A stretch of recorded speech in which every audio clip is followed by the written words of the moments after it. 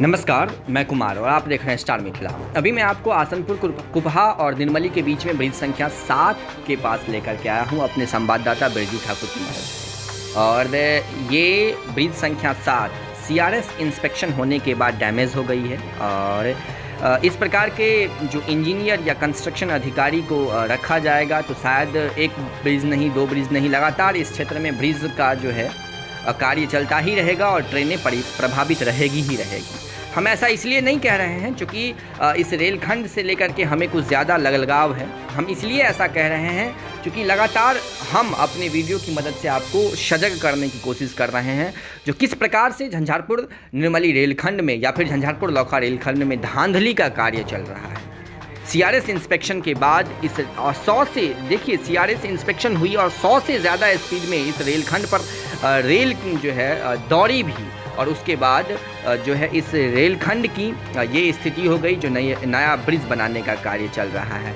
अब था जो पुरानी वाली ब्रिज पे ही ट्रेन दौड़ाई गई या फिर नई ब्रिज बनी, ये सारी चीज़ें एक पुरानी बातें हो गई है। आप क्या किए उससे हमको मतलब नहीं है। हम जो वर्तमान में दिख रहा है हम वो आपको बताने की कोशिश कर रहे हैं अपने वीडियो की मदद से। यहाँ तक इस रेलखंड पर निर्मली तक इलेक्ट्रिफिकेशन का भी वर्क हो गया था, खंभा लग गया था पूरा। अब देखिए कितना सरकार या फिर DRM या फिर यहाँ के मुख्यालय हाजीपुर जोन जो है कितना लोगों को घुमा रही है। ब्रिज बनी, ट्रेन का परिचालन इस पर लगभग CRS हो गया और तय होना था जो निर्मली तक ट्रेन का परिचालन हो जाएगा। और फिर उसके बाद पता चला जो एक ब्रिज संख्या 7 जो है वो डैमेज हो गई है। फिर उसको बगल में बनाने का कार्य चल रहा है। कितनी धांधली चल रही है यहाँ पर, ये देखिए। ये मिथिला क्षेत्र है और लोगों को गर्व है अपने मिथिला क्षेत्र पर, परंतु इस प्रकार के दूसरों जगह से आकर के दूसरे लोग यहाँ पर आकर के इस प्रकार की धांधली का कार्य कर मिथिला के क्षेत्रों का नाम बदनाम कर रहे हैं। यहाँ देख सकते हैं ब्रिज बनाने का कार्य शुरू हो गया है। फिर यहाँ अब इस डाइवर्जन की तरह इसको बनाया जाएगा। तो आप सोच सकते हैं जो ट्रेन है अब थोड़ी ही मतलब 500 मीटर में ही तो इसको बेंड नहीं किया जा सकता है। लगभग 1.5-2 किलोमीटर से फिर मिट्टीकरण का कार्य होगा।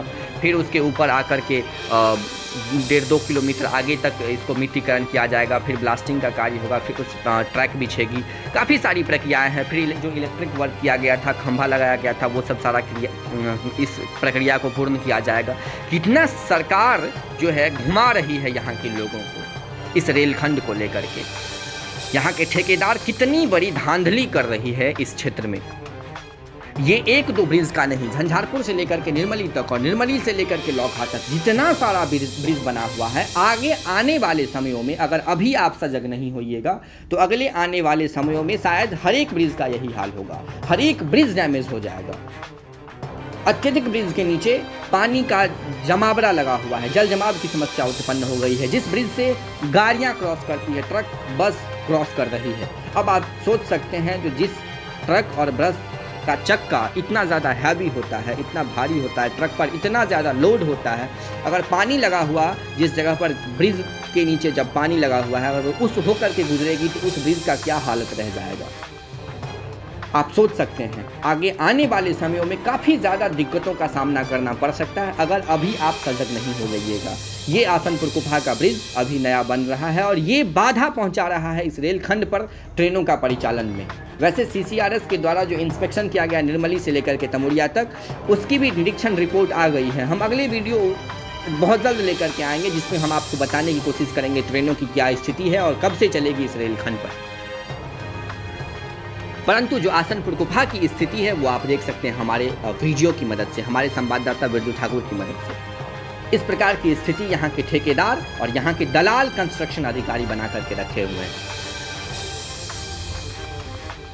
मिथिला क्षेत्र में जब भी कोई विकास की बात शुरू होती है तो इस प्रकार के दलाल, ठेकेदार और इस प्रकार के घटिया किस्म के कंस्ट्रक्शन अधिकारी आकर के और इस प्रकार का निर्माण कार्य कर देते हैं और जिससे लोगों को काफ़ी कठिनाइयों का, दिक्कतों का सामना करना पड़ सकता है। जब इतना समय लगाना ही था तो इस प्रकार ब्रिज क्यों नहीं तैयार किया गया जिससे सब कुछ एक बार में परफेक्ट हो जाता। क्यों बार बार एक ही कार्य को किया जा रहा है। झंझारपुर से लेकर के निर्मली तक 3 से 4 बार झंझारपुर प्लेटफॉर्म को तोड़ा गया है। CCRS श्री शैलेंद्र कुमार पाठक आए, उन्होंने तमुरिया स्टेशन को तोड़ने की बात बता करके चले गए जो भविष्य में तमुरिया स्टेशन को तोड़ा जा सकता है। आखिर इस प्रकार का कंस्ट्रक्शन किया क्यों जाता है जब लोगों को इससे काफ़ी ज़्यादा दिक्कतें आती हैं और काफ़ी ज़्यादा इस पर पैसा भी खर्च करना पड़ता है? आखिर इसके लिए जिम्मेदार कौन है? ये वीडियो फुटेज आप आसनपुर कुपहा और निर्मली के बीच से देख रहे हैं और इसको लेकर के इस रेलखंड पर वर्तमान में ट्रेन का परिचालन होने में दिक्कतें आ सकती है। जुड़े रहें स्टार मिथिला से। बहुत जल्द अगले वीडियो के साथ हाजिर होंगे जो अपने ही मिथिला क्षेत्र से होगा। धन्यवाद।